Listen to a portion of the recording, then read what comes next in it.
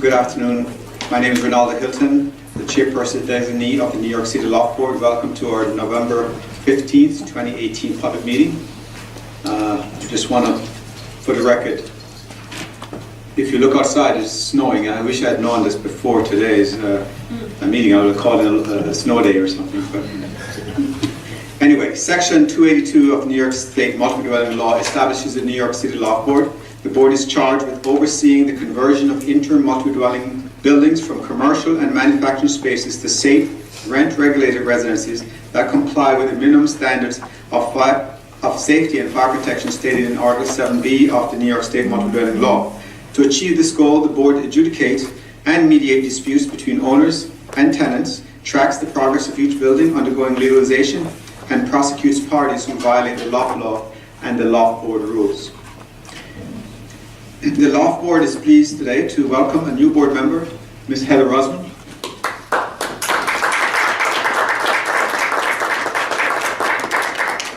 And she's already popular, I don't know why. Ms. Roslin is currently the in-house architect of BRAC Capital Real Estate. She is also a principal of 2+3 Architects PC.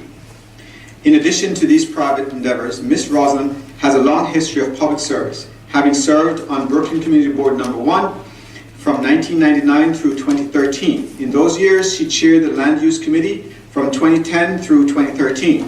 From 2003 until 2005, she chaired the Height and Bulk Committee of the Community Board's Rezoning Task Force. From 1999 until 2001, she assisted in drafting the 197A plan, a community-based land use proposal for Williamsburg, Brooklyn waterfront. That proposal was adopted by the City Council in 2002 and was awarded the William H. White Award by the American Planning Association.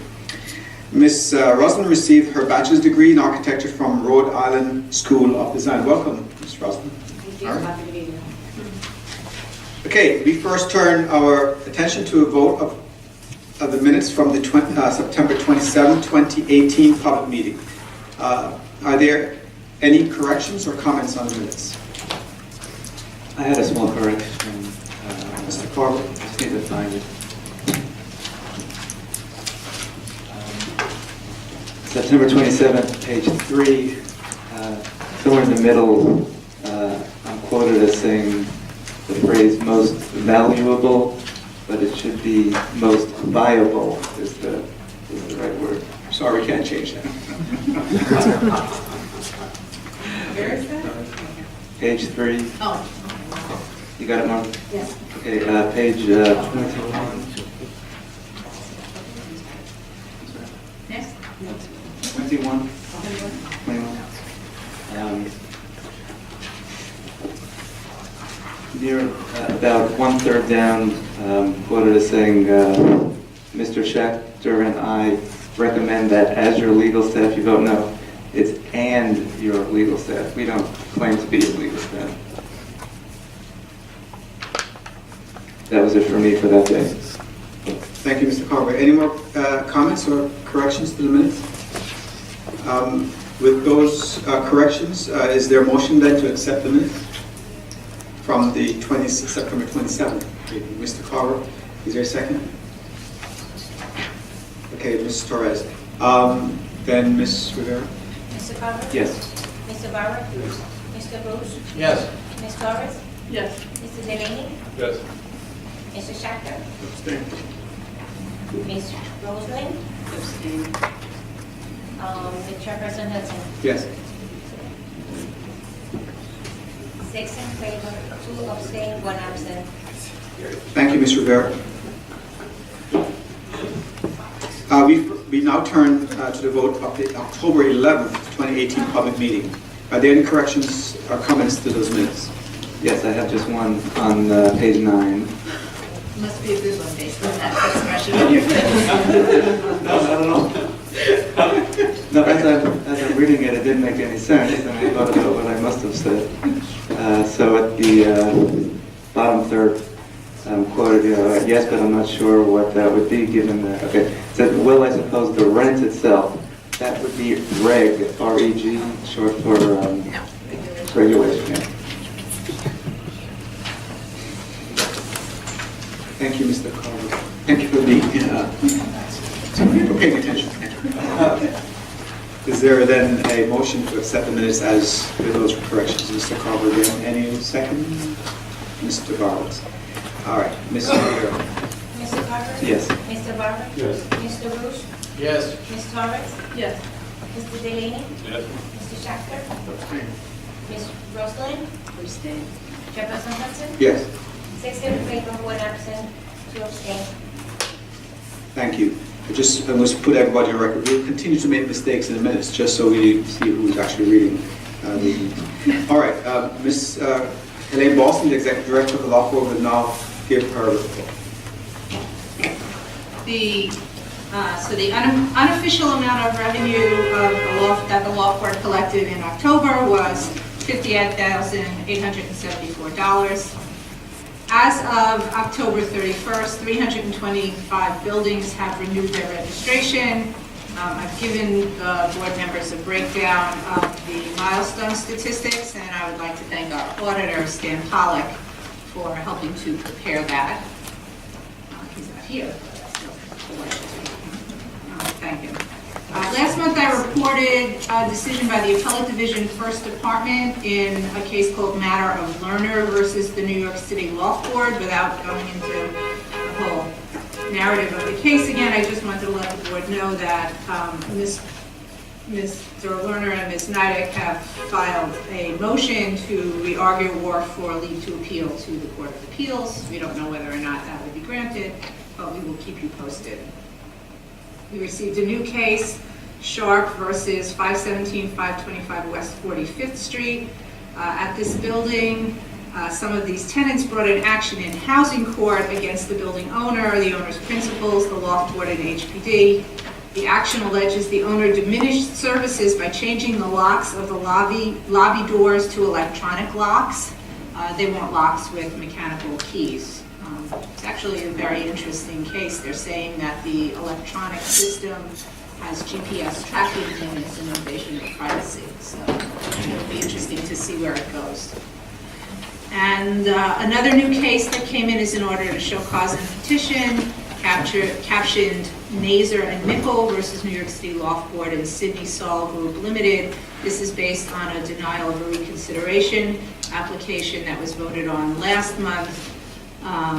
So now they've commenced court proceeding alleging the record supports their position that 3 families resided in the building during the window period. They also state that they recently uncovered evidence not previously available showing that the owner lied when he testified that he did not reside in the building. And that's all I have. Any questions from Ms. Boston?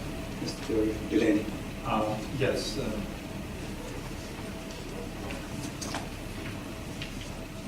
Just 1 second. Great, John? With regard to Sharp, these are both Article 78. No, Sharp is in housing court, so it's not in our office.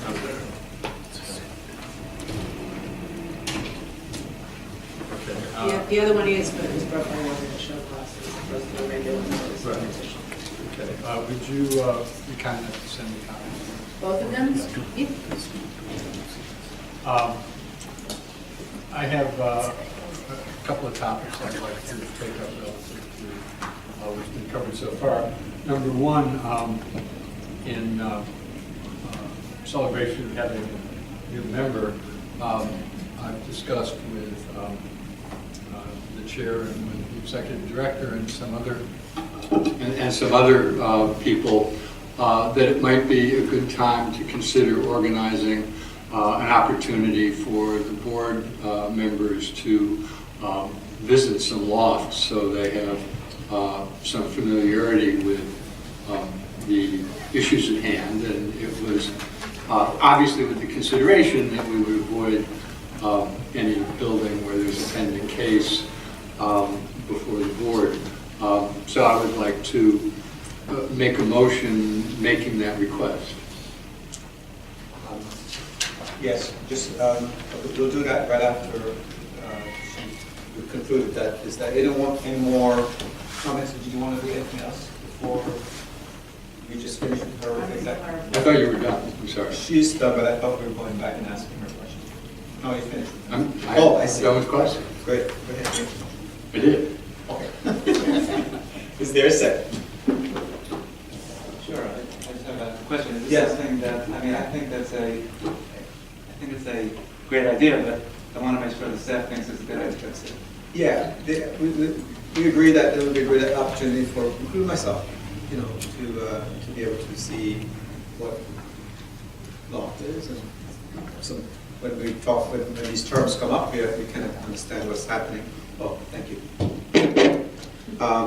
So, yeah, we thought it was a good idea. Yeah. As long as we get the Yeah. addresses in advance so Yeah. that And nobody, this would be you're a- not taking a tour of the building. And this would also be a meeting of the board.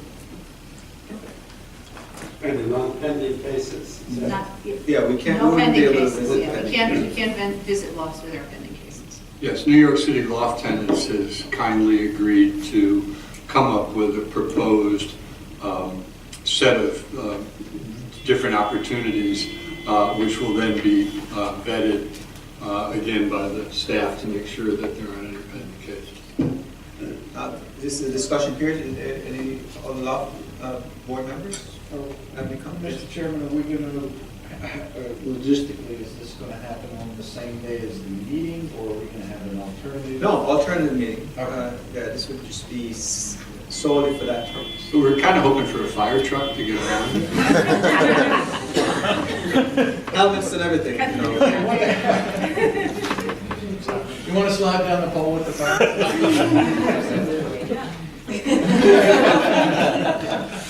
Yes, I have a question. I know Richard's brought up a couple times talking to maybe other lawyers on both sides or about loft Okay. issues. Is that, when we visit a loft, who are we talking to? No, we're not talking. You're not talking We're just about looking at Yeah. the loft space? Yeah.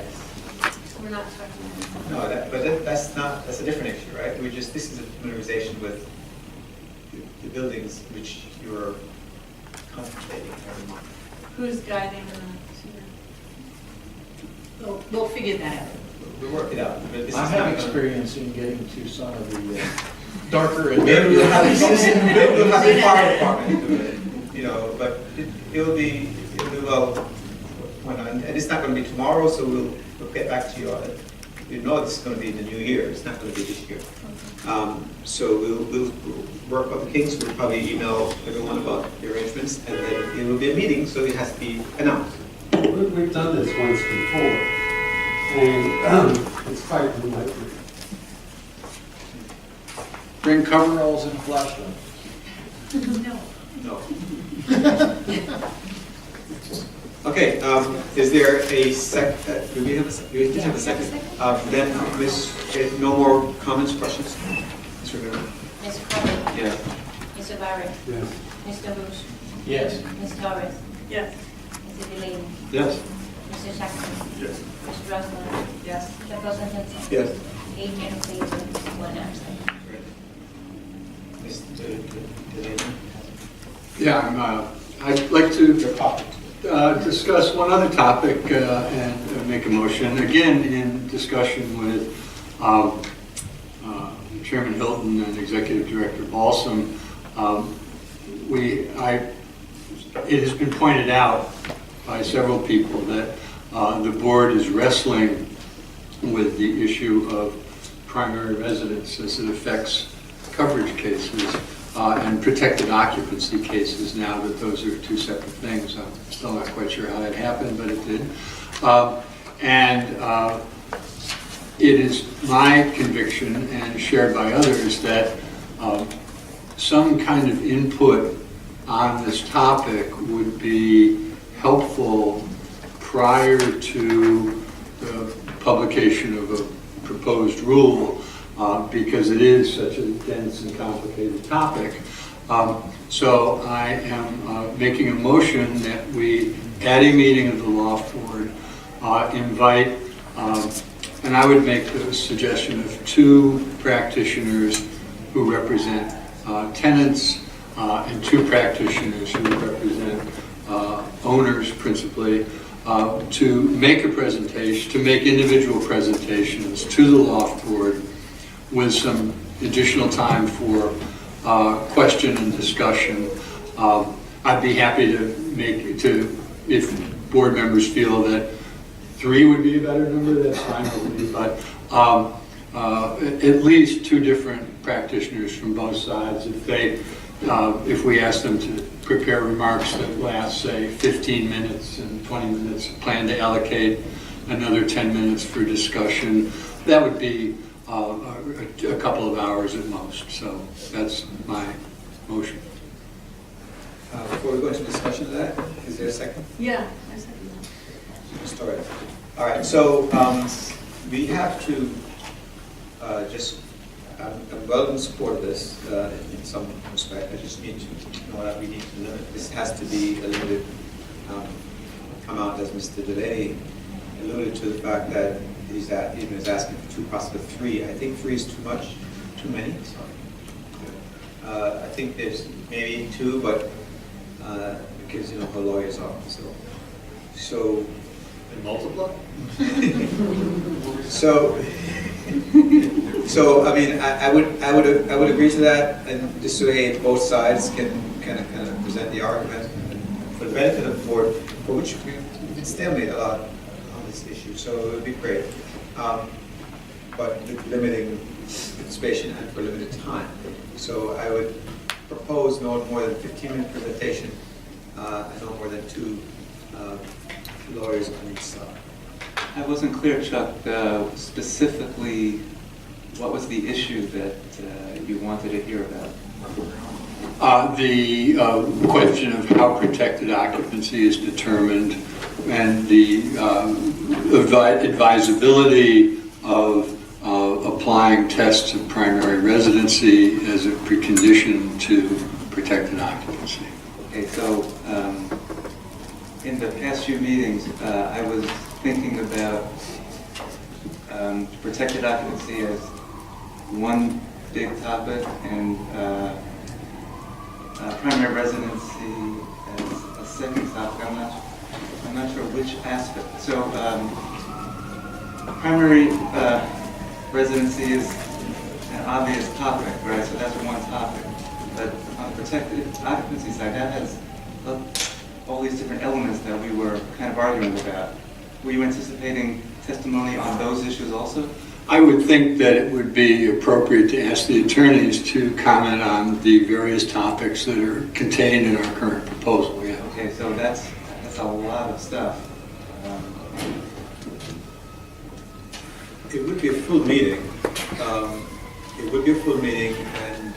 And I figured the reason why I'm limiting this is if you had each attorney do 15 minutes, that's an hour. I think there's a lot of time in between.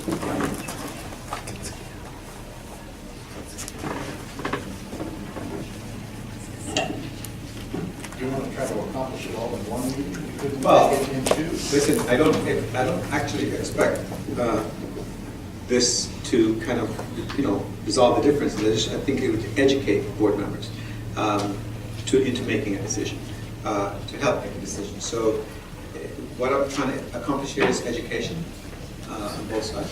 So, but I'm sorry. What Chuck and I have agreed on is doing is we just want to educate. I still see it's an opportunity to educate the members. So it's not like we're going to out of that meeting come to any kind of. We're not going to even do rulemaking that time. This is just time for us to hear both sides and ask questions as it pertains to that.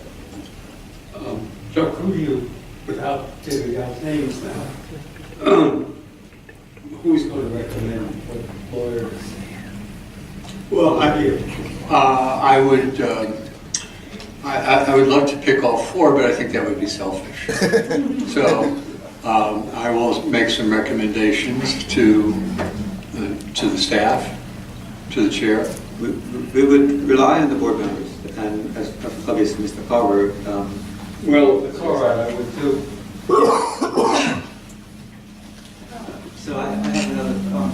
Well, no, I was just going to say, I think Robert's point was you're concerned about 15 minutes not being enough for an attorney to encapsulate all of the issues at hand, or was I misunderstanding? No, I mean, I'm not sure where all this commentary is going to go, but I could see on the protected occupancy having both sides talk, but I don't understand why primary residency is the topic at all. My understanding is that it's stated in the loft law itself that the requirement of primary residency is in the law. So what are we talking about? Why is that a topic of conversation? I mean, I can address that. Oh, yeah, please. Only because we want to change the rule and make it more explicit, and there is opposition to that. And so it's the board rule. I mean, the rule could stay exactly as it is now, but if we're going to change it and people want to hear about that issue, then that's Okay, why. but I mean, My position, as I have said many times, is that I agree with you, but there are others on the board that don't, and I don't get to decide.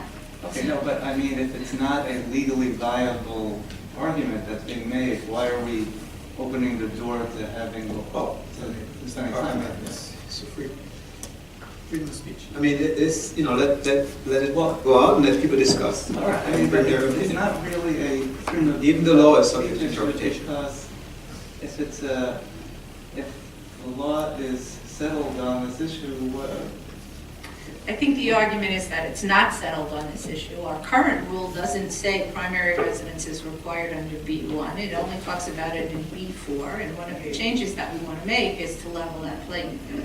So, I understand your point, but I think that if people want to have input on it so that they can vote intelligently, we should at least entertain a discussion. I think a very good idea. Now, Chuck, are you thinking of two meetings? One meeting is about PO and the other about...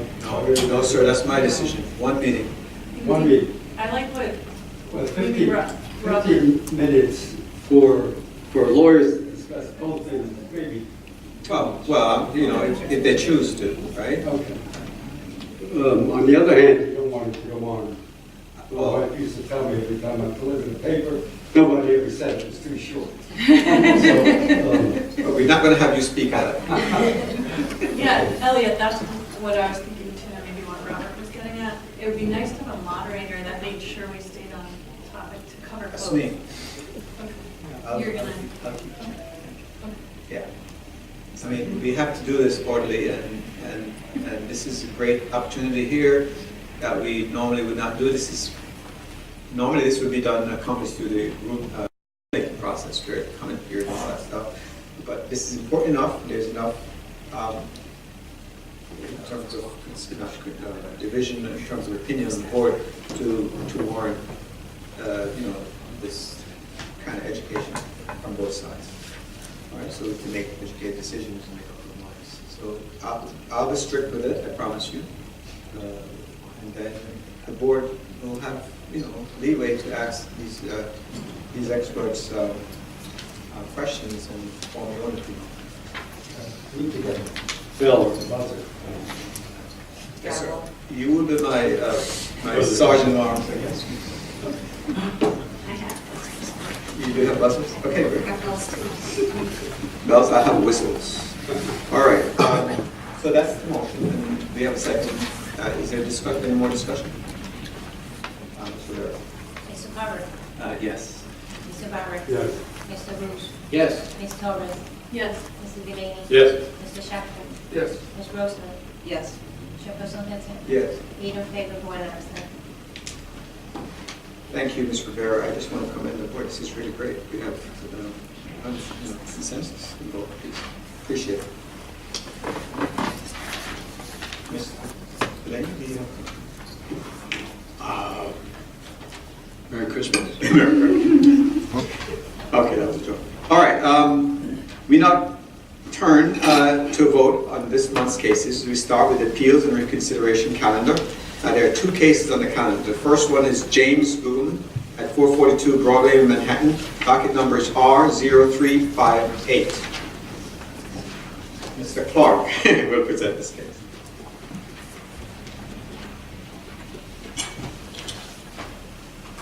Thank you, Chairperson Hilton, board members. On March 7, 2011, the tenant of the third floor in the building filed an application seeking coverage pursuant to Section 281.5 of the MDL. On December 9, 2016, after the administrative judge issued the report and recommendation, the Loft Board staff received a letter from tenant requesting to reopen the administrative record to introduce additional evidence. In a letter dated December 23, 2016, the Loft Board staff responded to tenant's letter denying tenant's request because the Loft Board's rules do not provide for reopening the administrative record after the issuance of a report and recommendation. On May 18, 2017, the Loft Board issued order number 4671 denying tenant's application. On June 23, 2017, tenant filed an application for reconsideration of the order alleging denial of due process because the Loft Board failed to make a record of the request to reopen. Pursuant to 29 RCNY Section 1-07A, the allegation of denial of due process must occur in the prior proceeding. The prior proceeding includes the entire adjudicated process up until the judge issues the report and recommendation. Since there was no denial of due process in the prior proceeding, tenant failed to meet the standard for granting reconsideration. The Loft Board staff's response letter acknowledged tenant's request, answered the request, and explained the basis for rejection. We disagree that the inclusion of the request in the background of the order is necessary to provide a proper record. If tenant wanted to preserve his right to appeal, tenant could have appealed the denial of his request to reopen, but failed to do so here. For the reasons stated, the proposed order before you today denies the reconsideration application. Thank you, Mr. Clark. Is there a motion to accept this case? Mr. Carver, is there a second? Excuse me, Mr.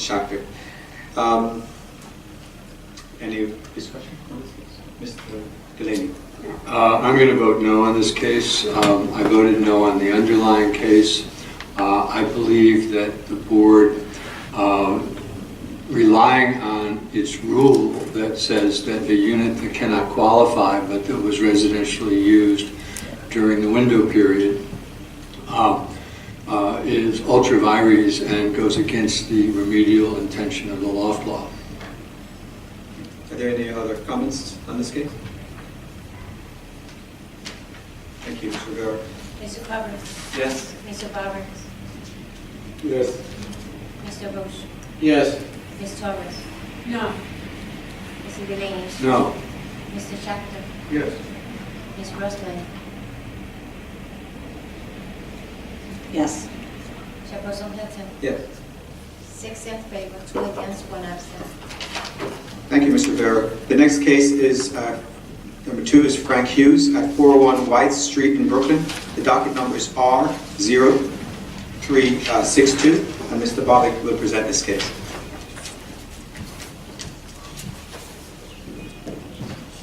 Thank you.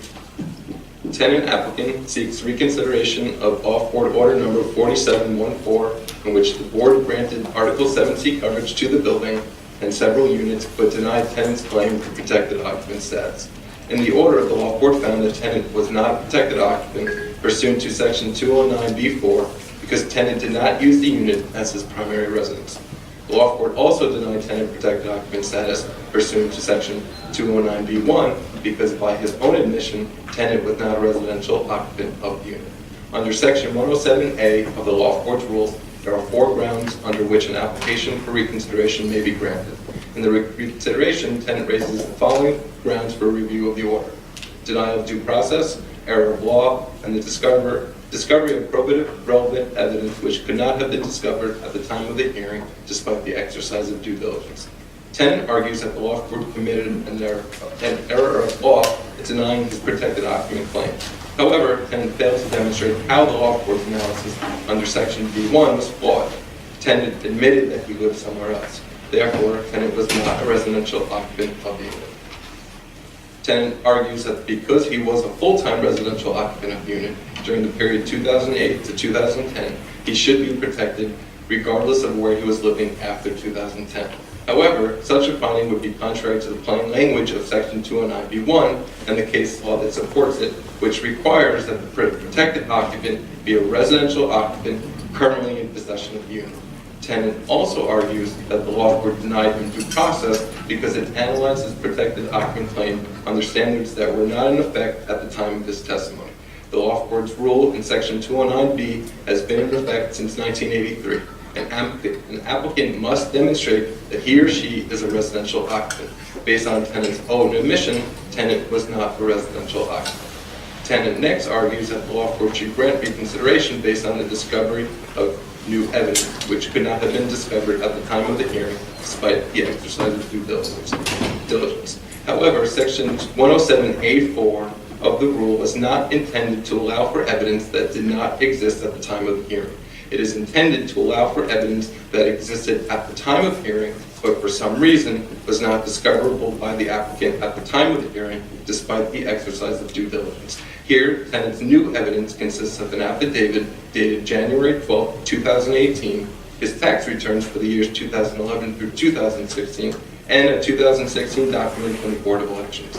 The affidavit and tenant's 2016 documents may not be considered because they did not exist at the time of the hearing. As to the tax returns for the years 2011 through 2015, tenant fails to explain why his tax returns were not discoverable at the time of the hearing, despite the exercise of due diligence. Therefore, the Loft Board may not consider them. For these reasons, the proposed order before you denies the tenant's reconsideration application. Thank you, Mr. Bobick. Is there a motion to accept this statement? Mr. Culver, Mr. Barwitz, I see your second. Discussion? Mr. Delaney? Yes, we discussed this case at last month's meeting where we did cases, and just to summarize, the case that was before us, captioned Saladino, which this rises out of, had multiple issues. I think when you take those away and you look at the question of Mr. Hughes, in my opinion, the interpretation that's presented here is incorrect. I find the argument presented by the tenant to be persuasive, and I plan to vote no. Thank you. Is there any other comments on this matter? Ms. Rivera? Mr. Carver, Yes. Mr. Barrett, Mr. Rush, Yes. Ms. Torres, No. Mr. Shack, Mr. Delaney, No. Mr. Shackman, Yes. Ms. Rosler, Abstain. Chairperson Hilton. Yes. 5 in favor, 2 against, 1 abstain, 1 abstain. The motion stands. Okay, thank you.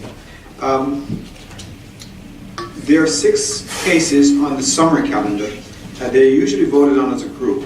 I just want to make a note that we are tabling number 3, which is Antonia Gosh at 4349 Bleecker Street in Manhattan, PO 0071 and TR 1361. That case is being tabled. We are voting separately. We'll separate out case number 6, 5, and 6, which are Ben Godward and James Pyle at 238 Melrose Street in Brooklyn, TR 1194. And case number 6 is Manquen Gong and Celia Gong at 241-249 Center Street in Manhattan, TR 1283. So the first set of cases that we're going to vote on together are case number 4, as follows: 73 Leonard Street tenants at 73 Leonard Street in Manhattan, docket number TH0213. Then Ali Imami at 113 North 6th Street in Brooklyn, TR 1311, and Alan Swiderski and Khadija Makita at 103 Van Portland Avenue West, in the Bronx, docket number TR 1315. Those three cases, we have a motion to accept those three cases. Mr. Carver, is there a second? Mr. Schachter, Ms. Rubin. Oh, the discussion, I'm sorry. Discussion, any discussion on these cases? Three cases. No? Ms. Rivera? Mr. Carver? Yes. Mr. Roberts? Yes. Mr. Lewis? Yes. Ms. Torres? Yes. Mr. Delaney? Yes. Mr. Jackson? Yes. Mr. Russell? Yes. Mr. Sopel? Yes. 8 in favor, 1 absent. Thank you. As I said before, we are tabling number 3, Antonio Dodge. The following two cases are Ben Godward and James Pyle, 238 Melrose Street in Brooklyn, TR 1194, and Man Gwen Gong and Celia Gong at 241 to 249 Center Street in Manhattan, docket number TR 1283. Do we have a motion to accept these cases? When do we comment? I'm sorry, right after the motion. Okay. Mr. Bowers, any second? We have a second. Mr. Carver, any comments? Yeah, I just wanted to comment. I wanted them separated out. I don't know. Is this on? Press the red button. No, it's the one without. Here's on. Isn't it? Press it again. Hey. No. No. Yeah, it's on. Hello. No. It doesn't seem very loud. Okay. Yes.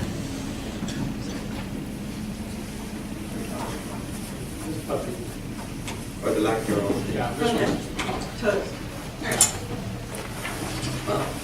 I just asked to separate 5 and 6 as a means to track. We were talking about education earlier. I thought that's great that the board gets educated. The more education we all have, the better off we can make decisions.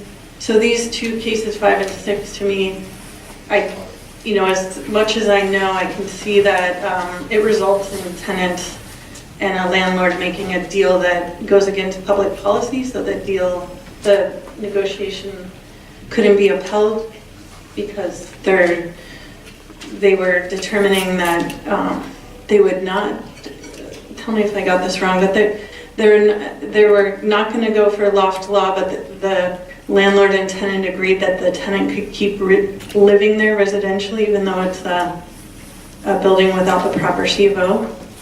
So I don't know all the details there, but I just want to tag it as a trend that I don't like seeing, that a landlord and a tenant group would negotiate something that's against public policy and that results in tenants needing to leave the premises. Thank you, Ms. Torres. Are there any other comments on these two cases? Yes. I would just add that, and I got a nifty little educational experience in my own private meeting. I think we go down a slippery slope when we start to allow settlement stipulation discussions that sometimes border on things that we neither accept nor reject. Or in these two cases, these were both, one of them I think was subject of a reconsideration application as well. Landlords and tenants agreed to basically allowing the tenants to stay on for a long period of time and discontinuing the loft law coverage claim. Whether the tenants would have succeeded in their coverage claim or not, I don't know. But in this instance, the result is the loft board ended up being completely powerless. They ended up getting exactly what they wanted. We kept sending things back and saying it's contrary to public policy. And I think we make the mistake of allowing these kinds of discussions. I think the oath judges should have much more limited, have much more specific guidelines as to what kind of deals can be struck. And in my mind, you apply for loft law coverage, the coverage should be determined up or down. Any other comments, Mr. Carver? Although, in these cases, I think the agreements that we didn't accept. I don't think your mic is on. All right, so in the cases here that are on the calendar, the agreements that we didn't accept as violations of policy, was that in the past? That's not actually pending now, is it? Okay, so I'm not understanding what all this discussion is about, but I'm all set to vote. Okay. Okay, good. All right, no more comments on these cases then. Well, I would just like to say, what I said in the meeting, is that these personal stipulations are very puzzling to me because I really don't. I need The stipulation is a little puzzling to me because I don't have all the evidence of why and when these occurrences and what were the background. I will vote yes on this. I don't know quite how to say this. We're here representing the city of New York. The citizens of New York also represent the city of New York. I would dare say that Loft residents are not those people that are totally unaware of what's going on, particularly if you're living in a loft in the city of New York. So, in that instance, I'm going to vote yes. Thank you. I just have, just out of curiosity, Mr. Delaney says, mentioned that they may be making deals that are be forced to take, like somebody gets their way. I'm not sure who, in these settlements, how we can be completely aware of who's getting the upper hand. We're not privy to these agreements. Right? So, Well, I guess my comment to that would be, I think we know who's getting the shorthand, which is us. Because basically people are saying, heck with you, we're going to cut our own deal. Oath sends something to us, we send it back, and they get to live happily ever after until their deal expires. Now their deal's expired. The attorneys in both cases have agreed that the tenants vacated the premises. So we're the loser, and we're the chump, in my opinion. put it that way, yes. Any other questions or comments? That's all right. Mr. Shapton. That's all right. I guess in terms of us being the chumps, which of course is an occupational hazard regarding our role, I suppose, it would seem to me that at the end of the day, if the focus is on tenants living in spaces, and that's the legalization focus that is our primary responsibility. If the tenants choose to leave, then I don't think that by definition makes us chumps. I think that our focus and the resources should be concentrated on the tenants who want to live in their spaces. So I don't think that by definition that these necessarily represent humiliating defeats for the Loft Board. Great, thank you. Ms. Rivera. Mr. Carver? Yes. Mr. Barrett? Yes. Mr. Bush? Yes. Ms. Torres? Yes. Mr. Delaney? No. Mr. Schachter? Yes. Ms. Brosnan? No. Chairperson Hanson? Yes. 6 in favor, 2 against, 1 absent. Thank you, Ms. Rivera.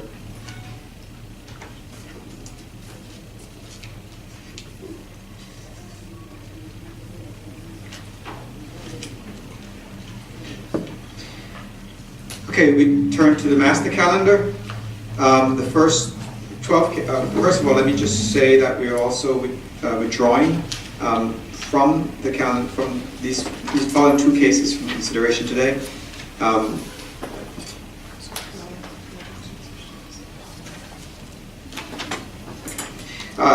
Case number 12 at 138 Emmett Properties Case number 12, the applicants are 138 Emwood Properties LLC. Address is 134 through 136 Bowery in Manhattan, FO 0792. And case number 18, applicant Northside Lofts LLC, 239 Banker Street in Brooklyn, FO 0800. Those two cases are withdrawn from today's consideration. All right, so the following cases are Matera Peter, 187 Duane Street in Manhattan, FO 0786. Then Camilo Shah, President of Condo Association, 354 Bowery, Manhattan, FO 0788.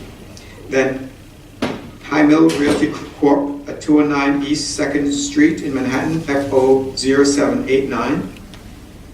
Then case number 13, Bridge Associates of Soho, Inc., 533 Greenwich Street in Manhattan, FO 0793. Then 264 Bowery, LLC, at 264 Bowery in Manhattan, FO 0794. Case number 15, 40 Dover, LLC, at 334/40 Dover Street in Manhattan, FO 0796. Then case number 16, Chazon LLC, 280 Nevin Street in Brooklyn, FO 0798. Case number 17, Thames Street Lofts and Thames Holding LLC, 13 through 15 Thames Street in Brooklyn, FO 0799. Then case number 19, 657 through 665 Fifth Avenue LLC, at 657 through 665 Fifth Avenue in Brooklyn, FO 0802. And finally, Gold Tillery Realty LLC at 170 Realty Street in Brooklyn, FO 0804. Do we have a motion to accept these cases? Chuck. Mr. Delaney, sorry. Is there a second? Mr. Shachter. So do we have any discussion on these cases? I had one quick point. I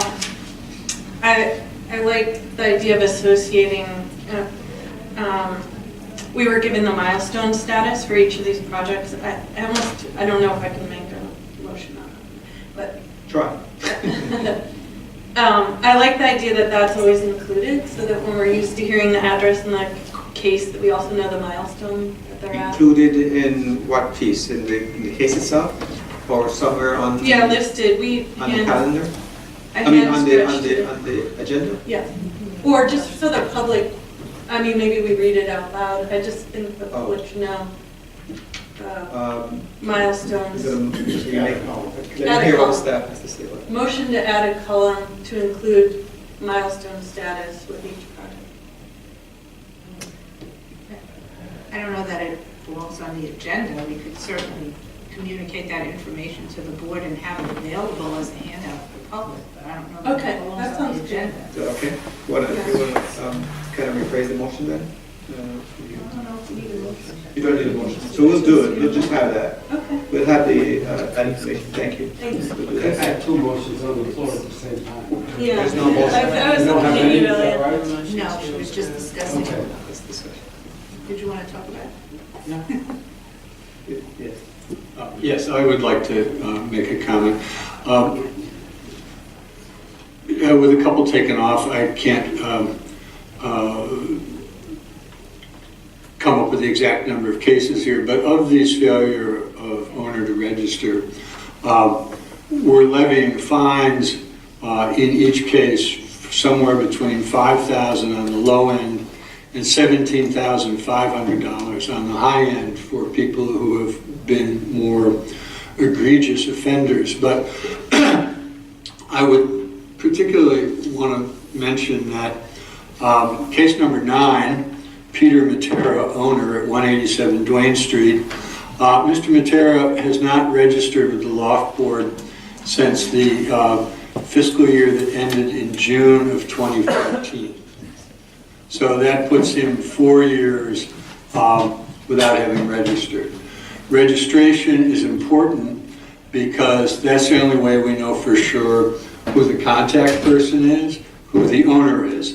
It's also, I learned, and this is in line with Ms. Moskowitz's request, this owner has done nothing in this building since 1982. Then we go to Bridge Associates of Soho, which owns 533 Greenwich Street. We're also finding Bridge Associates of Soho $17,500.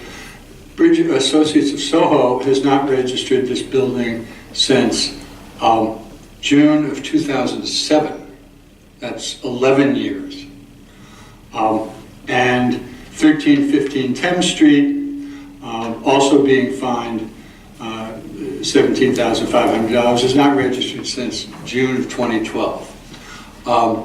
We had some reports, presentations by one of the board staff over the past couple months with regard to ideas for how to improve our enforcement. But I think these three buildings and these three owners are kind of highlight what is completely unacceptable behavior, and I urge us to try to find a way to find a way to get these owners to register their buildings, or find a way to impose, because clearly, Mr. Matera, for example, 17,000 now, maybe 4 years in a row, fine, I don't care, I haven't done anything. And I just, and I think the idea, I actually think it would be nice to have on the agenda, because in a way, where these buildings are in the code compliance process is our scorecard. It's our, corporate America talks about dashboards. That's our dashboard. And we've got some people who just seem to think there's no reason to do anything with this. So obviously we agree, and which is why we came up with the enforcement plan, and over the hiatus in December and January, we are going to start implementing it. And we'll certainly consider starting with these people. I will say that Bridge Associates is in bankruptcy, so we are extremely limited as to what we can do.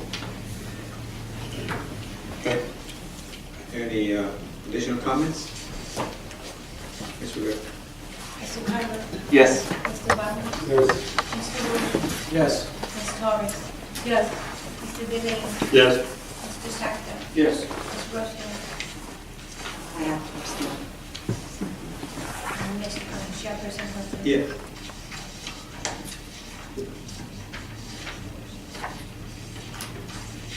Seven in favor, one abstain. One abstain. Thank you, Mr. Rivera. The next case on the master calendar is case number 21, Neil Redding and Colin O'Brien at 39 Pearl Street in Brooklyn, docket numbers TA 0196 and TR 1092. This case must be important enough. Ms. Balsam will be presenting this. Please don't read into that. We all try and pull our weight equally as a staff. This is a case concerning coverage and rent overcharge applications filed by two tenants at 39 Pearl Street in Brooklyn. To understand the case, I need to give you some background, which is rather tedious, so I apologize in advance. The building was first covered in Loft Board Order number 1537 in 1994. At that time, the board held that the building was an interim multiple dwelling. A man named Alexander Drummond was the protected occupant of Unit 5R, and the Loft Board set the maximum rent at $550 per month. Eventually, in 1997, a group of tenants in the building, including Mr. Drummond, formed 39 Pearl Street LLC, which they call a, quote, de facto cooperative housing company. And on April 30th, 1998, those tenants purchased the building, and Mr. Drummond was given 6.59 units of membership interest in the owner. Mr. Drummond continued to live in the apartment. The following year, in 1998, the owner submitted a registration renewal application. The owner, LLC now, submitted a registration renewal application and listed Unit 5R as an IMD and not rent regulated. And then on May 1st, 2009, Mr. Drummond subleased the unit to the tenants who filed the applications here. And the rent that he was charging them was $3,200 per month. That lease was subsequently renewed, and the last renewal date was June 2nd, 2012. On April 26, 2013, Mr. Drummond transferred his interest in the owner and assigned his so-called proprietary lease to somebody named Thomas. I apologize if I'm saying this wrong. I think it's Warnke. And Mr. Warnke was issued a membership certificate for the same 6.59 units of membership interest. And subsequent to that, the tenants filed the applications at issue here. The case member, Mr. Warnke and the owner LLC filed answers. It was shipped off to oath. And the owner and the tenant and Mr. Warnke entered into a stipulation which had several pieces to it. The important ones for the purpose of this discussion is that the owner is neither a cooperative corporation under the laws of the state of New York, nor a cooperative housing corporation under the Internal Revenue Code, and that the tenants would get a 10-year lease starting with a rent of $1,265 a month, eventually increasing to $1,565 a month. After that, in November of 2015, the owner LLC filed a sale of rights, alleging that it purchased Mr. Warnke's rights and improvements under the Loft law, and staff, not understanding that Mr. Warnke actually was a member of the ownership, processed that. In the applications, the tenants claimed they were being overcharged and that they were protected occupants pursuant to 29 RCNY 2-09B3I. They reasoned that when Mr. Drummond vacated the unit and rented the unit to them, they became the prime lessees of the unit, and that there had been no deregulating event. They argued that Mr. Warnke is an illusory tenant who's not entitled to protection because he's never occupied the premises and he's used the unit for profit-making purposes. In the opposition to the application, Mr. Warnke is the member, and the owner LLC argued there's no rent overcharge because the unit's not rent regulated, and they cite to several events that supposedly deregulated the unit, and that the tenants are not protected occupants because they're not residential occupants qualified for protection pursuant to 209B3. The proposed order finds that the unit has not been deregulated. The first alleged deregulating event was Mr. Drummond's occupancy as an owner-occupant after the owner LLC purchased the building. So the argument is that pursuant to 29 RCNY 2-01N, that his occupancy as a tenant shareholder of a de facto cooperative housing company deregulated the unit. So there are a couple of problems with this. First of all, the rule itself refers to co-ops under state law, and the owner LLC doesn't appear to be a co-op under state law, so it's questionable as to whether or not the rule even applies in this situation. But even if it did, which it probably does not, the exemption from rent regulation for the unit only comes at the end of the process when the unit has been legalized. Owner-occupied units or tenant shareholder occupied units are not subject to rent regulation when the building is removed from the law court's jurisdiction, and we're nowhere near that. The next alleged deregulating event that they cite is the owner's notation on its 1998 registration renewal Obviously, owners can't just change their registration and deregulate a unit. There has to be a deregulating event. There's no support in the law or the rules for that. Next, they say that when Mr. Drummond sold his ownership interest and assigned his so-called proprietary lease to Mr. Warnke, that was a sale of improvements and rights under the Loft law. However, since Mr. Drummond was actually an owner, when he became an owner, he forfeited his Article 7C tenant rights and acquired Article 7C owner rights. So at the time of this transfer, Mr. Drummond had no tenant Article 7C rights to sell to Mr. Warnke. So we find that that is not a deregulating event as well. And for the same reason, Mr. Warnke's sale to the owner LLC is also not a deregulating event. The proposed order further says that the stipulation should be rejected as against public policy.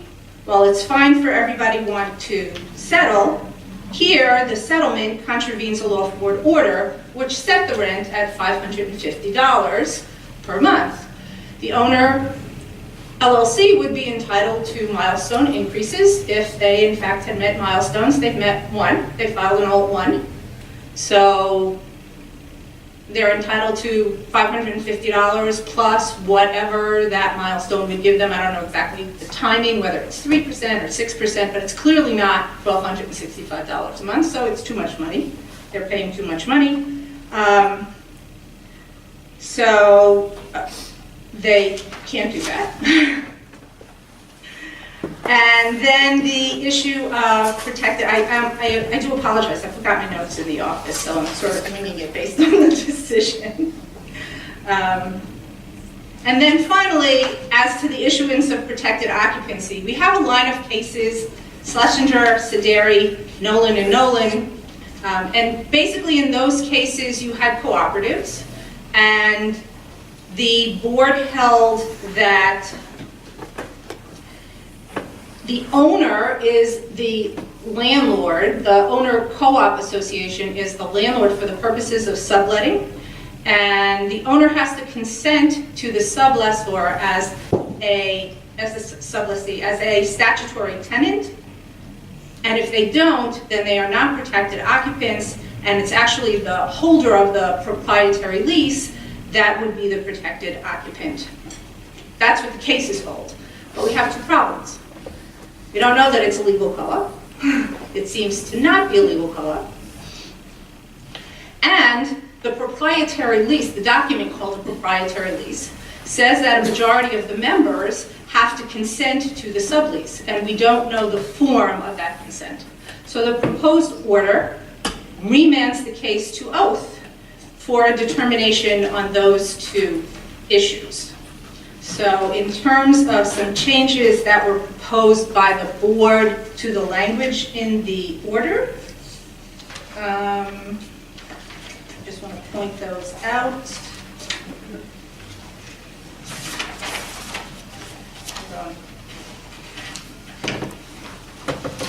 Okay, on the bottom of page 4, the last paragraph starts, given the information available to the Loft Board about the legalization of the IMD units. We're going to insert a sentence before that that says the only rent increases to which an owner would be entitled are milestone increases until legalization, and then given the information. So we're inserting that. And there were a couple on the last page to clarify the issue of Article 7C rights. So, starting with the second sentence on the page, for the reasons explained above, Drummond's occupancy after Drummond and the other tenants purchased the building was not a deregulating event. Drummond's sale of his interest and his assignment of the proprietary lease to Mr. Warnke, the member, did not constitute a sale or rights of improvements of Article 7C. Article 7C rights or improvements, and the alleged sale of Article 7C rights between member and owner is invalid because member had no Article 7C rights to sell. And then in the next to last paragraph, it starts, while the parties are free to settle, we're taking out the phrase as gatekeeper. So that line would read, while the parties are free to settle, the Loft Board has the duty to ensure that the settlements do not violate public policy or undermine the goals of the Loft Law. So with those changes, I submit this to you for a vote. Thank you, Ms. Lawson. Do we have a motion to accept this case? Mr. Torres, second. Mr. Shackler. Do we have discussion? Any questions? Discussions on this case? Mr. Rivera. Mr. Garber. Yes. Mr. Barber. Mr. Russo. Yes. Ms. Torres. Yes. Mr. Delay. Yes. Mr. Shackler. Yes. Ms. Rushman. Yes. Mr. Constantine. Yes. 8 in favor, 1 absent. Thank you, Mr. Wilson. The last case on the calendar is Laurie Sullivan and Paul Wilson at 235 through 241 Berry Street in Brooklyn. The docket number is TA0204. And Mr. Bobby will present this case. Thank you. This is a tenant-initiated rent dispute application seeking a determination that the base rent of the unit is $2,382, the amount tenants last paid directly to owner in 2007. Owner argues that the base rent of the unit should be $2,894, the amount tenants paid on June 21st, 2010 to Cyan Evans, the over-tenant of the third floor. Owner argues that Evans qualified as an owner defined pursuant to Section 444 of the NDL because she collected rent and made repairs. The law and rules regarding interim rent guidelines for interim multiple dwellings subject to Article 7C pursuant to MDL 2815 are found in MDL 286-2I and 29 RCNY 2-06.2. Section 286-2I of the MDL states in relevant part, that residential occupants qualified for protection shall pay the same rent specified in their lease or rental agreement if it remains in effect, or in the absence of a lease or rental agreement, the same rent most recently paid and accepted by the owner.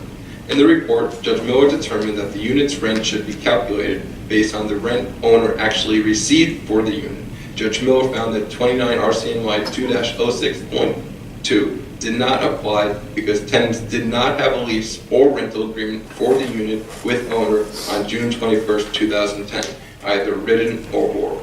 Instead, Judge Miller found that the Loft Board should look to MDL 286-2I to determine the base rent. In June 2010, Evans paid $5,000 to owner as rent for the entire third floor.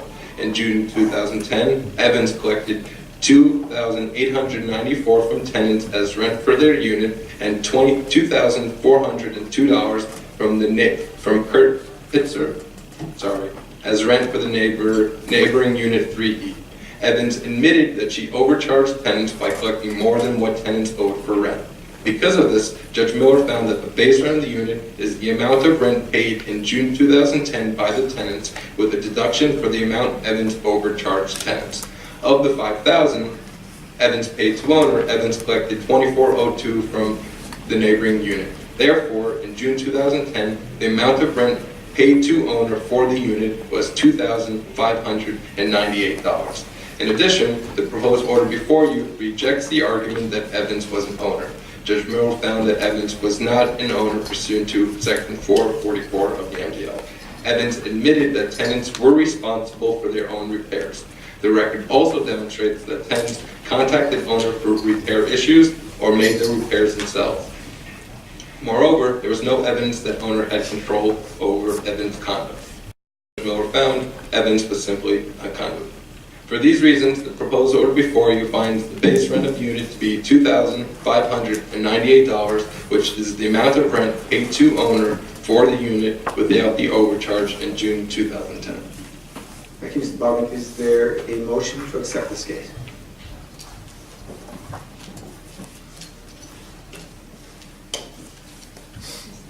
Mr. Barnes. Is there a second, Mr. Shackler? Thank you. Are there any discussions in this case? Mr. Flame. Yes,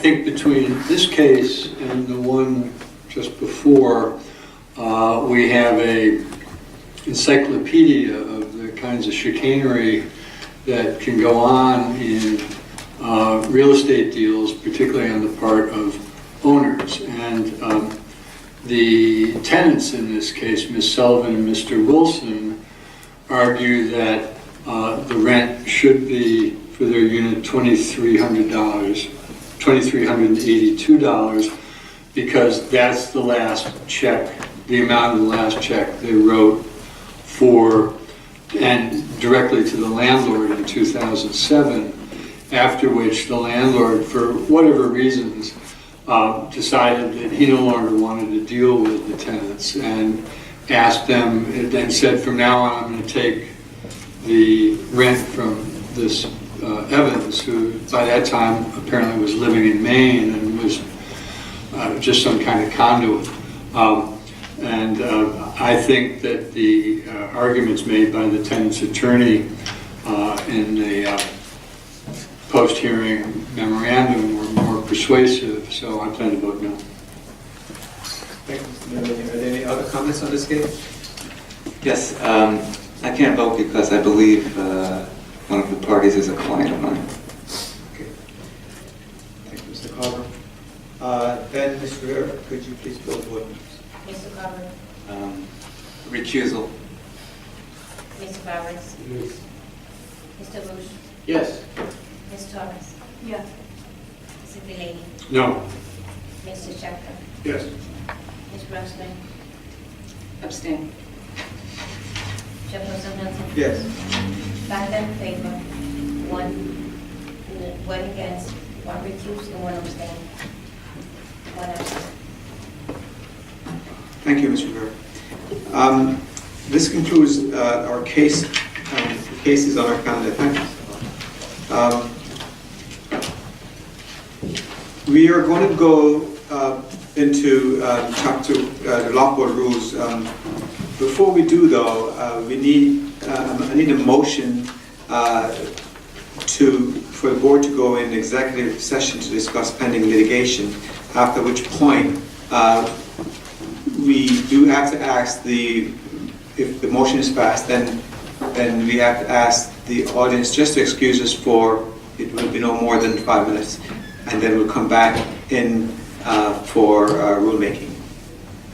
Is there a motion? I'll make a motion. Okay, we have a motion on the floor to go into exec session to discuss pending litigation. Is there a second? Mr. Roche. Mr. Rivera. Mr. Carver. Yes. Mr. Bowers, Yes. Mr. Bush, Yes. Mr. Torres, Yes. Mr. Delaney, Yes. Mr. Chapman, Yes. Ms. Rushman, Yes. Chairperson Hudson. Yeah. 8 in favor, 1 absent. Thank you. Members of the public, I'm sorry to just place you again, but just 5 minutes. Thank you. Thank you. Ladies and gentlemen, thank you for your patience with us. We are now back in public session, and I just want to ask, based on the facts presented in the executive session, is there a motion to support the Department of Buildings application to revoke the certificate of occupancy issued to 255 18th Street in Brooklyn? Mr. Roche is making the motion. Is there a second? Mr. Schachter. Ms. Rivera. Is there any discussion? Any discussions on? No, we can't discuss. Thank you. Mr. Carver, Yes. Mr. Bowers, Yes. Mr. Bush, Yes. Ms. Torres, Yes. Mr. Delaney, Yes. Mr. Chapman, Yes. Ms.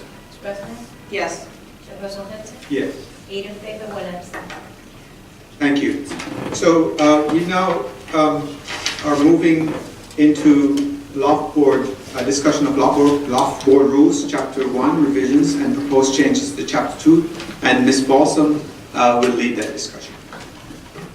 I think Ms. Doris Moskowitz has some visuals she would like to distribute to talk about the extension rule, which is where we would start. Yeah, I just, I created thank you, that's one. There's gonna be not one per person, but like 2 per wing. Sure. Why don't you Come sit here so you have a microphone closer. I think that's a good idea. All right.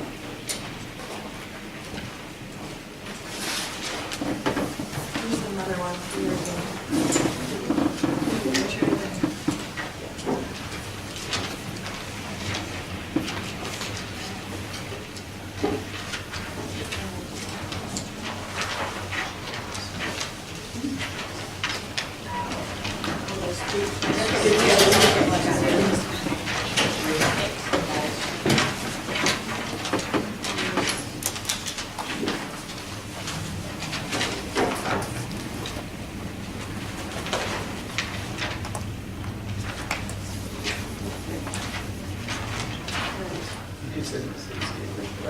No, I'm scared. No, I'm sorry.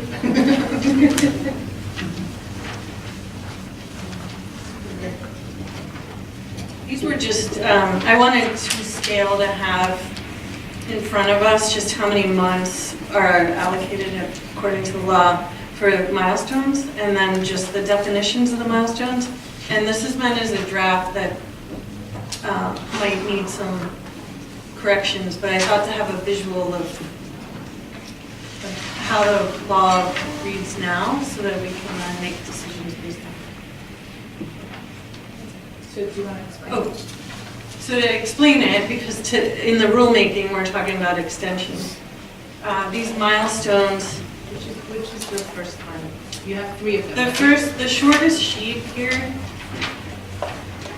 is just the base, that is the baseline of our milestones.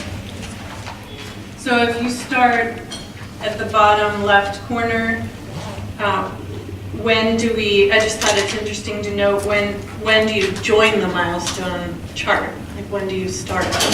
And it's early action, IMD coverage, coverage number when that, for example, when the tenants put in an application. The way it reads, the way the rules read, and Elaine, correct me if I'm wrong, is whichever is earlier. So is that correct? For now, yes, that's how it reads now, yes, the current. So the current rule reads that bottom 00 line means that, let's say a tenant group gets together and they submit for the Loft law, then they have to go to oath, and we have to see if it's a legitimate case that is agreed upon. But you're already starting the time clock with when the tenant submits the application.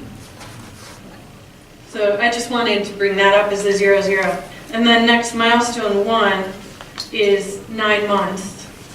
Milestone 2 is 12 months.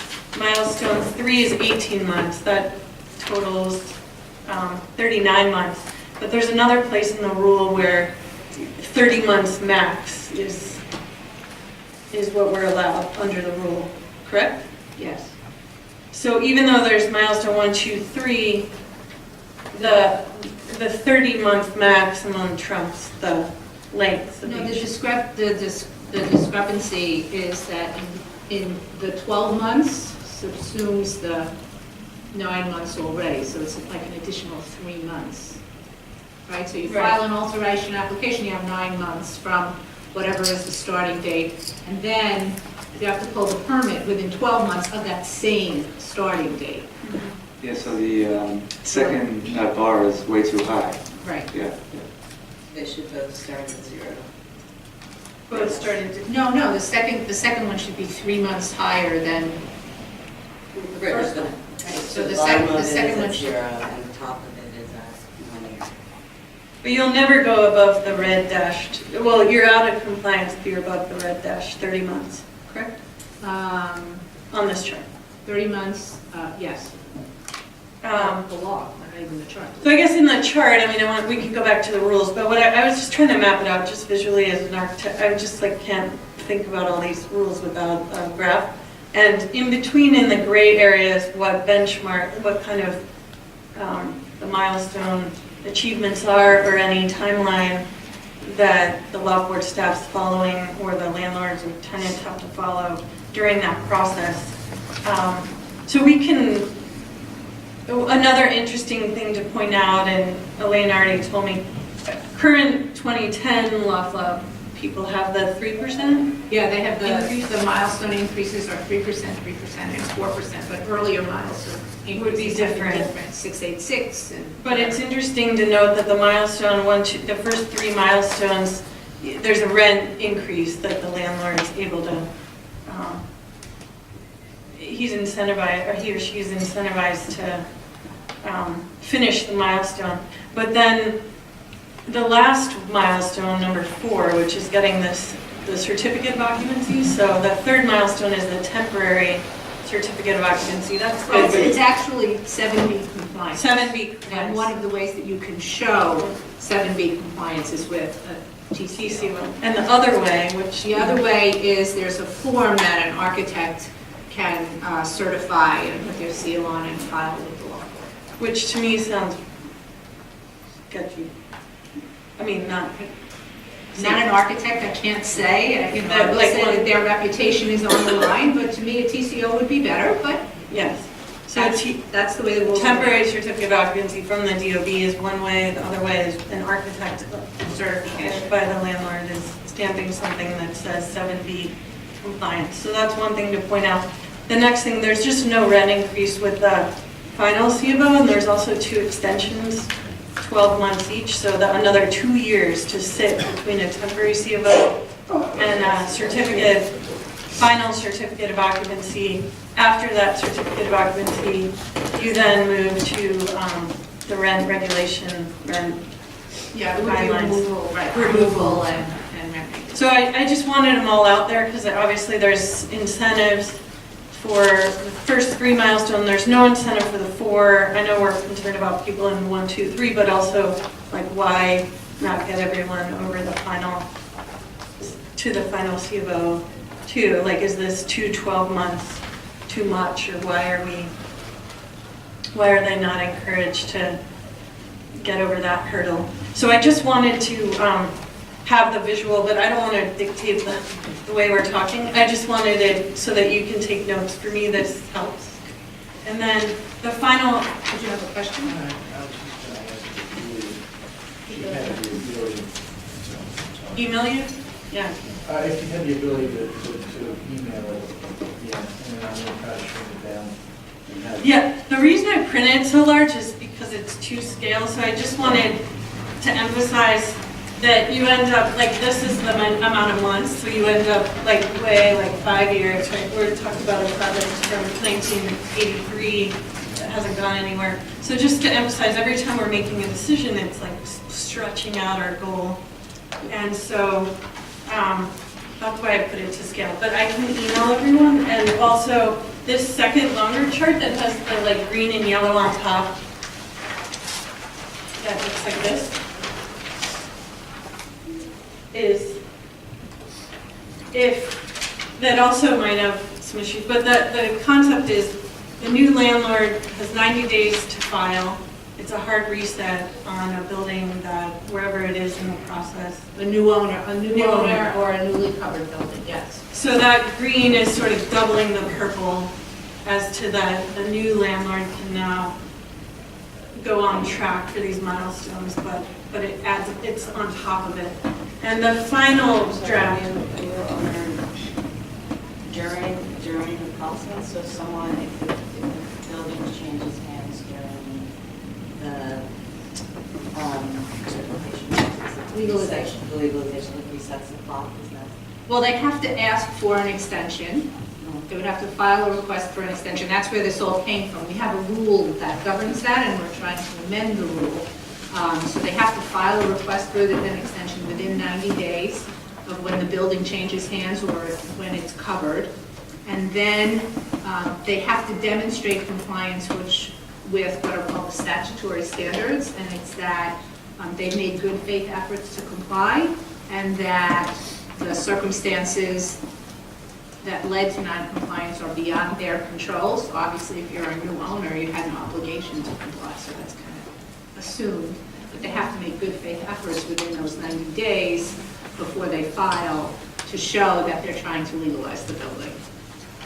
And that's an application that comes not before the board, it comes to the executive director and I would make what's called an administrative determination, and then if the owner, assuming that I don't grant it, if the owner doesn't like it, then they can appeal to the board.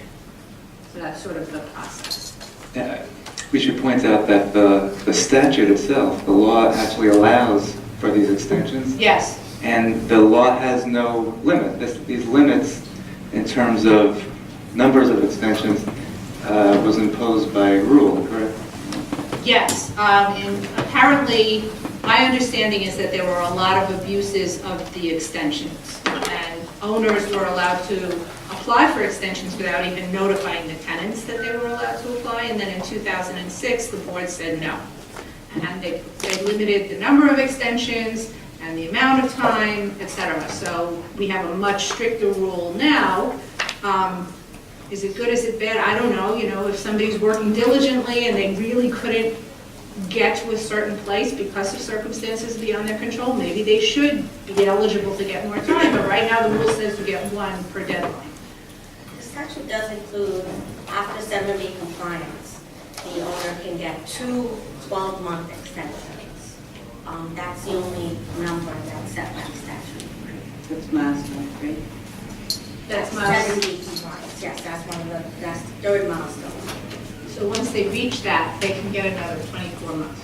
That's milestone 4. For the last one. If they reach milestone 3, which Yeah. is 7B compliant, then the law says that you get 2 12-month extensions, 2 more 12-month extensions. So If he meets that. Right, if you meet the standard. Does that make sense? Yes. Okay. So, Julie, I would ask that prior to emailing this around, that you clean up the bar that's wrong. It's too high on that second one. Well, another point, because it's just for discussion, is how long is to get Alt 1? Is it only 3 months to get an Alt 1? Is that a realistic time? Well, the law gives 9 months. Gives 9 months with 1 and 2 combined. No, it's 9 months for the filing of an Alt 1 from whatever is the start date, right? And then it's 12 months from the start date to pull a permit. So if it takes you the full 9 months, you only have 3 more months To pull the permit. To pull a permit. Right, so I'm just opening up the discussion, like, how realistic is that? Not Considering Department of Buildings and how the process. I think, well, there's 2 issues, I think. Not only the Department of Buildings process, which works very hard and is overburdened, let me just say that, because I don't want to diss the Department of Buildings. I'm not, I'm just saying. But also, it's the narrative statement process. So, you know, if you have a small building, then I think it's much easier, for the most part, to accomplish it within those timeframes, and that was what was originally contemplated when the law was enacted. But now we have these very, very large buildings, and is it unrealistic to think that you could accomplish a narrative statement process in 3 months in a building with 100 units? Yeah, that's unrealistic. Yeah, and we know we have widespread non-compliance. Yes. I mean, that's a fact. Right, so I just throwing it out there as opening for discussion to mark up, and I could correct that 3 months, but I feel like there's other things I can correct too. It's just a working draft. Yeah. Visualize it. The last one quickly was just the idea of the notion of granting these extensions. Are you talking about opening the application period for people who are already out of compliance, or are you Well, talking the about? enforcement concept where we were presented, Cindy presented a great report in spring about enforcement, and one of the ideas was, and I see it noted in the rulemaking, there might be a certain date by which you would let the Loft Board staff would allow landlords back onto, they could apply. They could apply, right. Right. To get One- an ex- Right, for what the rule says now is that you have to apply for your extension before your time to comply with the milestone is done, right? Before that deadline. And so pretty much almost all owners are out of compliance at this point. So the idea was to open up that application period for a very limited amount of time to give people who missed those deadlines a chance to at least try to prove that they're entitled to an extension. So we'll let them file within 30 days of whatever the rule goes into effect. That doesn't mean they're going to get an extension. Somebody who has not done anything since 1983, I think, is not getting an extension. Well, they probably can't meet the You know, standards. they're not going to demonstrate good faith efforts in that it was circumstances beyond their control. So the proposal is just to let them apply. Right now, they can't even apply. So that's the proposal, is to let them apply. And then, once they apply, then we would consider how long they should get, Right. assuming that we're granted. So the last chart was just a hypothetical, well, case study of, I'm wondering about that gray area where you have the 1983 person who's way out of control, but there's all these people in the middle that are out of compliance. How do we judge who, well, there's an application process, but also how do we, aside from good faith written into the law, like what is good faith in So there have been lots of cases that the board has decided over the years as to what is or is not good faith efforts, as well as circumstances beyond your control. So those are the statutory terms, but the board has filled in some of that. And I have some suggestions too today for that. But this was to show a project that may, sometimes maybe it's because of the 0-0, they were already 2 years out of compliance just because of the oath process and the Loft board adopting registration a full year afterwards. So in that case, the landlord's already operating at minus 24 months on a 30-month process. At the same time, there might be other things that may, I'm just interested in what the reality is as tenants and landlords go through this milestone, because I felt like we've had a couple sessions where we talk about milestones and extensions. There was one point where we were going to rush vote on 3 extensions allowed, and then is it 3 extensions per milestone? Like, that would be way excessive in my opinion. Mm-hmm. So I just wanted to have, like, here's the milestones, here's when we allow a new chance through an application process. Is it for milestone 1? What if they fall off the wagon right away? Can they reapply for an extension? That wasn't what we were contemplating. That was not what we were contemplating. Okay. I remember that came up, that was a couple sessions back, like how many extensions, is it per milestone or not? So I just wanted it all out there to talk about. I'll go back. The two-pronged statutory standard of good faith and beyond the control of the owner. Julia, you're talking about modifying that. That can't be modified. That's the statute. Which part? The two-pronged test of good faith and circumstances beyond control. That's the statute. So that's the standard, and it's purposely vague. Those are magic phrases that legislation uses on purpose so that there's flexibility based on the facts, and that flexibility will be exercised by the staff or the board under the proposed rule. Well, we're looking at language that's talking about, there is Talking about the examples of the circumstances two. beyond control. right. We've seen on page 2, modification of landmark building, That's in the statute also. In other words, a BSA and appeal. Yeah, those examples are actually, I believe, are written into the statute. But this is just restating what's in the statute. Yeah. But the application process, I feel like, I was wondering, could we have as one of the grounds, for example, the application to get an extension, could we also, aside from landmarks or BSA, or history of denial, reasonable denial, could there be submits paperwork consistently to Loft Board, is up to date with all fines, has a team of engaged professionals for the scope of the work, maybe a licensed contractor, depending on, are there other little checks? It's there. Okay. Can you send us a copy of the application? Just for the minutes to be clear, what Mr. Bobick said was that's all in case law, it's already there. In case law? Yeah. So if is it in the application form that we can see while we're? I mean, I can give you a copy of the application form. Is it on the general? It's a separate one? It's a separate application. It's a separate application. Yeah, I just wanted to see that checklist. I don't know if there is a checklist on the application form. It's part of the narrative. If it's a new owner, let's say for instance, who just was granted coverage, then that person would say, in the last 90 days, I have, filed my application with the Department of Buildings, retained an architect, I have plans, I have filed a narrative statement with the Loft Board. These are all the things that I have done in the last 90 days since the Loft Board granted coverage.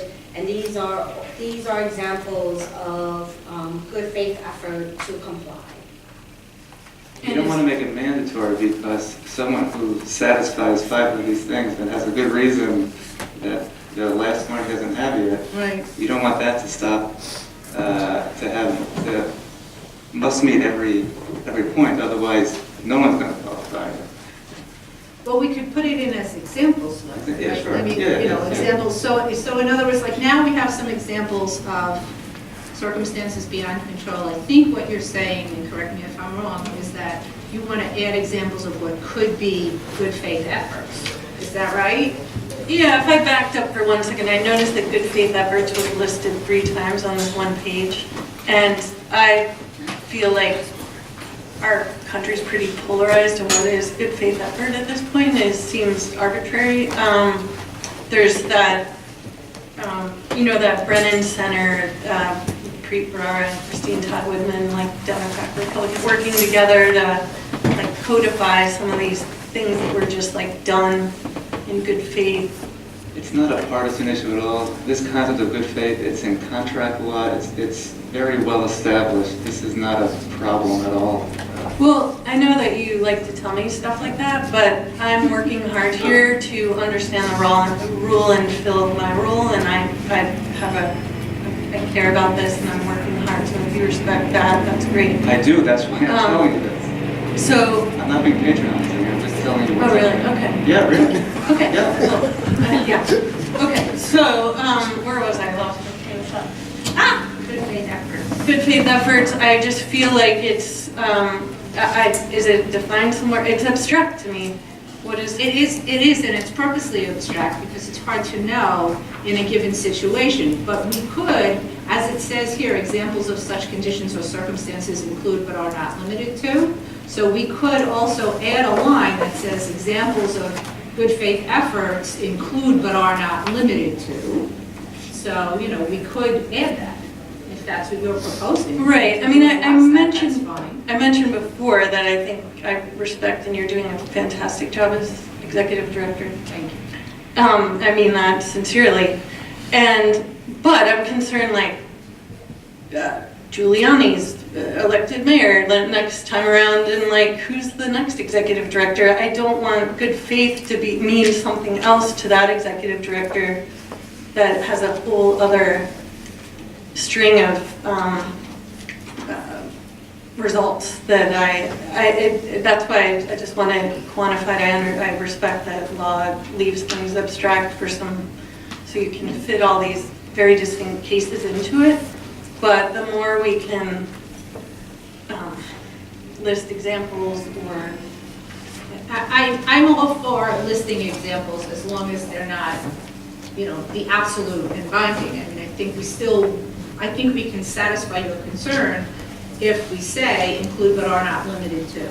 So, which is what it says already about the conditions or circumstances beyond the owner's control. So we could add a line if the board is in favor of that. I'm more than willing to do that. I would add, because we don't know, different types of buildings would have different Concern. concerns or different ways to show good faith effort, and certainly as times change and technology changes, and there are many, you want to allow some flexibility for the future, for the unforeseen. So by locking something in, that makes it too permanent in this time and not, it doesn't allow for extenuating circumstances or, other, it would certainly limit more than it would include. Yeah, I don't want to limit it, but I don't want to. Which is Robert's point, right? You can't just have it be this checklist of 10 things, because next year one of those things might not exist anymore, or might be a new thing. There might be DOB rules are changing, things change. Right. So I want it where there's checklists for DOB. There's ways that organizations, like, there's a rough guideline checklist could have 100 items on it, just like proving occupancy, you could have one of 50 things, and you don't have to have all 50, but at least there's like an outline that puts it in a space where there couldn't be an executive director that's just like, I like this guy, I'm gonna give him a case. I'm trying to build it into the rules so that it's not so loose that someone can come along and give their guy So it's not up for interpretation. yeah. Well, there's no way we can get this language, but we understand the maximum effort safe from preceding circumstances. But even at that, it becomes better. So, I don't know, actually, Well, why how to don't solve we- this. So I would propose that the staff takes a look at the cases where we found good faith efforts and see whether or not we could draft some language to put in some examples of good faith efforts, just like we have examples of conditions or circumstances beyond the owner's control. So if the board is in favor of us doing that, we're more than willing to do that. So, yeah. I think for all of us, it would be helpful to get a summary of where the board's found good faith efforts, and maybe along with that, a listing of the cases involved. So if we want to read them, we can. Okay. I think that'll start to go toward your Yeah, case. we will try and do that. I don't know that we'll get every single case, but we'll try and get the important ones. Yeah. Okay, so that's on page 2. Yeah, starting with page 1 though. I just wanted to mention, when you're crossing out the new owner is defined, I think you said you do it because you don't like cross-references? Correct, but you asked me to add one, and I did. As defined in section 1-112 of these rules, I added a cross-reference. Oh, okay, thank you. Yeah, I was just saying I like having another architect over here. Like Yeah, we're in architect, we DOB. love cross-reference. Yeah, we're always, because we're never reading stuff like a book, so we need the cross-reference. Oh, okay. I have zoning Thank resolution you. board. See, Yeah. now I'm. Yes, and these rules were, my understanding is these rules were drafted by a zoning specialist, and it shows. Excellent. Very smart zoning specialists. I think they're very interesting rules, and they cover amazing amounts of things that we've never thought of. So yes, we added that cross-reference. I mean, can we get a consensus on whether or not allowing the owners that are out of compliance to submit applications for extensions within 30 days of the effective date of the rule? Can we get a consensus on that? Is the board in favor of that? I mean, because I would like to get a definite decision on that today if I could. If I walked out with one definite decision today, I would be so happy. It certainly jumpstart the process of the stalled buildings. I think that was the impetus behind it. Yes, yes. I think it's in the public interest, not just the owner's interest. It's in the tenant's interest too, actually. So, I don't think, I'm not allowed. It's a yes from me. So- Okay.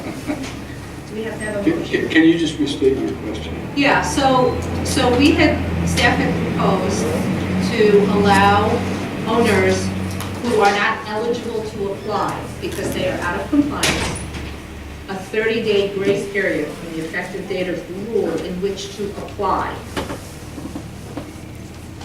And then we will make a determination on whether or not they're going to get the extension, but now they can't even apply. So we want to let them apply within 30 days of the effective date of the rule. So they'll have an opportunity to perhaps get an extension. I'm not saying they will, but at least they'll be able to apply. So I'd like to find out if the board is in favor of that concept and moving forward with that. I think that would go a long way in terms of advancing things.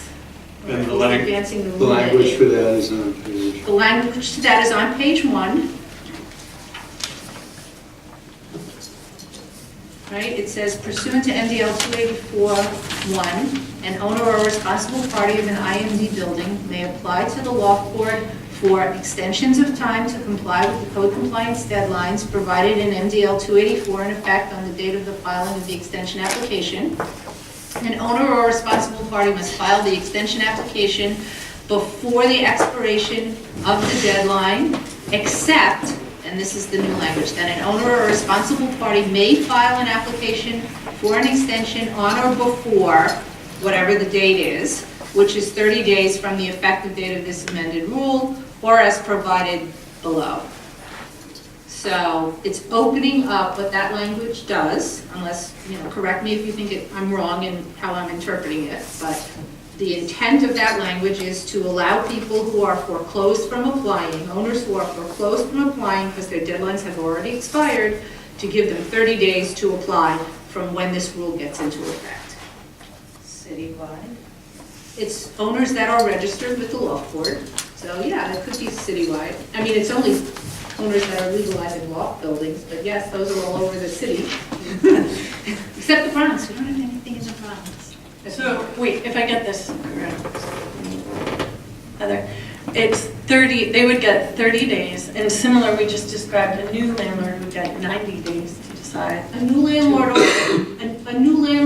the rule already says a new landlord, a new owner or a newly covered building, right, or the owner of a newly covered building, they would still get their 90 days, because these are owners, the 30 days is for owners that are already in the system. They're already in the program, and we were presented a paper that maybe where you could provide that shows they have an idea of enforcement and starting to charge more fines, and this would, and we also want to get people through the system, so it would kind of jumpstart the ideas. It would be a catalyst to get possibly people moving moving, faster. to install buildings moving, yeah. Sure, which I understand.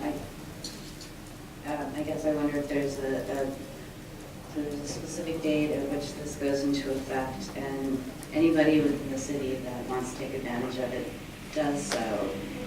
They apply, and then we have to make decisions on those applications. So it's more we was slightly overwhelmed by, like, what if there's 1,000 buildings and they're all like, yeah, great. No, so there's only 300 and, well, there's 331 on my spreadsheet currently. I think I'm missing 7 buildings. Okay. I have to find them.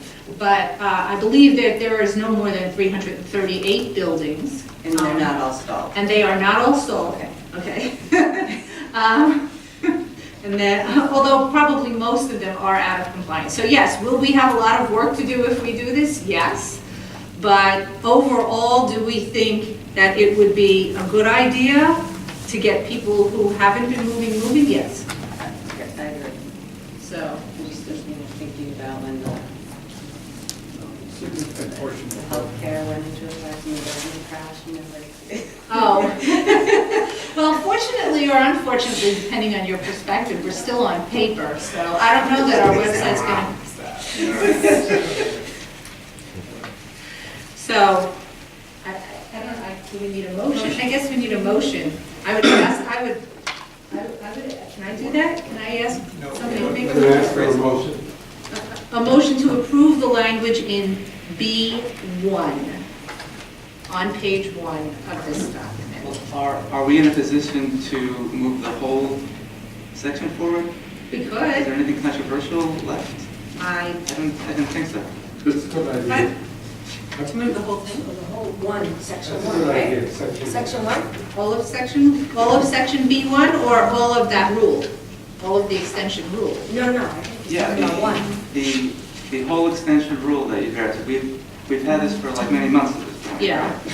One through, So, 1 through 6. As you move forward, I'm not saying it would be finalized, but it would be moved into the category of language Right. that we want to put in the final version that would still have to be voted on. Right. Yeah. Okay, so that would be pages, it would be Moving it pages off 1 your to the table. top of page 5, okay? Plus, we're going to come back with examples of good faith effort. Well, I like that, okay. I just would counter that a little. I like, not that I always like baby steps, but I liked you said you'd be happy to walk away with what's on page 1. I like I'm willing to go for that. But I think that, good faith effort mentioned 3 times on page 2 seems, we talked about that. I have other markups. My charts are showing that there's issues with milestones for the tenant and for the landlord that aren't in sync with reality of Department of Buildings with. But you have to understand that in terms of the amount of time that we can give, we're stuck with whatever is in the statute, right? I mean, we can't go outside the confines of the statute. So even if I wanted to give somebody 2 years to file an alt one, which I would never do, but let's assume that I did for some reason, I couldn't do that, because all they could get would be 9 months, because that's, the statute says you get 9 months. I mean, there were other nuances like email versus certified mail, like all these things I'd like to discuss further before I vote on the whole. Okay, so can we vote on page 1? Sure, yeah. Okay, so that would be all of page 1. So that would be B1, including I and II. I mean, I and II are actually already in the rule, they've just been like rephrased. So, Can I ask one nuance too? When you mentioned, you and I both spoke earlier on 1, 2, II, 1, yeah. II, when it says whichever is first, and you said it says first now, but like there might be a new draft later where. I think that if there's a new loft law, that's going to be changed. Okay, but we're not. But for now, this is what the law is. That's in Albany. they're That's in drafting Albany, that? correct.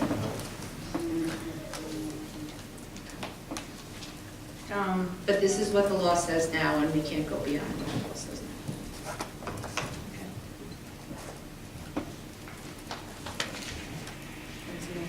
Can somebody make a motion to accept this language? I'm going to move to move the B1I and II into the category of language that we want to become the final rules that will be voted upon. Is there a second? Is there a second? Yes. Sure. No. Mr. Carver? Yes. Mr. Barrett? Yes. Mr. Roach? Yes. Mrs. Torres? Yes. Mr. Delaney? Yes. Mr. Shepherd? Yes. Mr. Bethany? Yes. Proposal Hilton? Yeah. 8 in favor, 1 absent. Be still my heart. Be still my heart.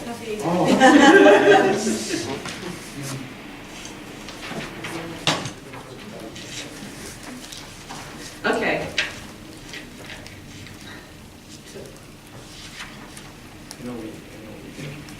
Well, I'm thinking I have to take overtime if you go past 4:45, so I'm thinking, but I'm willing to go ahead.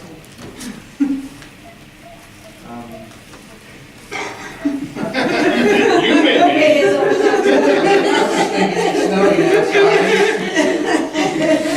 Seems like a good place to stop, frankly. Yeah. Let's stop. We Let's stop on a high. We gotta win. I think limit the meetings to like 4 hours. I don't think we stay here another 3 hours. I don't think so. I would not. Thank you all. I Only I a really couple do must now appreciate it. survive. We're thinking next year of having like extended meetings into the night. this debate that goes right through into the Like union negotiations, right, where they're sitting at the table of court or something. You want to say something before I take this? Oh, Mr. Roche has the floor. Just wanted to squeeze one thing in there before we close the meeting. Everybody's aware we just recently fell back with the time. We set the time back. The fire department of the city of New York would like to encourage you to check the batteries in your smoke detectors and carbon monoxide detectors, please. And I'll try to remember to remind you again when we spring forward in the spring. Thank you. And be careful on the streets. They say more pedestrian accidents happen during this period of time. This concludes our November 15th, 2018 Loft Board meeting. Our next public meeting will be held on January 17th, 2019 at 2 p.m. 22 Reed Street here in the first floor. Board members, please sign in and hand in your attendance sheets, and happy holidays, everyone.